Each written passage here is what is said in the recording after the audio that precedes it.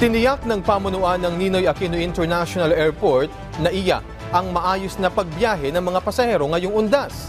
Inaasahan na magtutuloy-tuloy ang pagdating ng mga biyahero sa paliparan ngayong araw. Ang detalye sa Balitang Pambansa ni Vel Custodio ng PTV. Bagamat marami pa ring bumabiyahe ngayong undas, maayos at tuloy-tuloy naman daw ang serbisyo dito sa Ninoy Aquino International Airport. 3 hours na po eh. Okay naman po sila.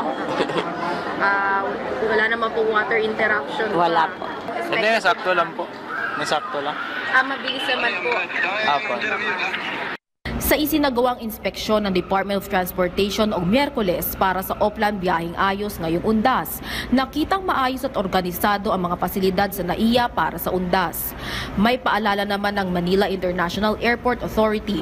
For international flights, if you can come to the airport at least 3 to 4 hours before your flight. For domestic, 2 hours, tingin ko kaya na naman yun. No? And on top of that, we advise our passengers to visit the websites of our other government agencies. For arriving Filipino and foreigner passenger and crew members, and for departing Filipinos, you have to register at etravel.gov.ph. Pati rin yung mga websites ng immigration, customs, para ma-familiarize natin yung mga kailangan natin gawin at yung mga bawal gawin para hindi po tayo magkaroon ng aberya pag tayo ay sasakay sa ating mga flight. Samantala, nakatakdang magkaroon ng water service interruption dito sa NAIA Terminal 3 simula mamayang alas 2 ng hapon hanggang alas 6 ng umaga bukas.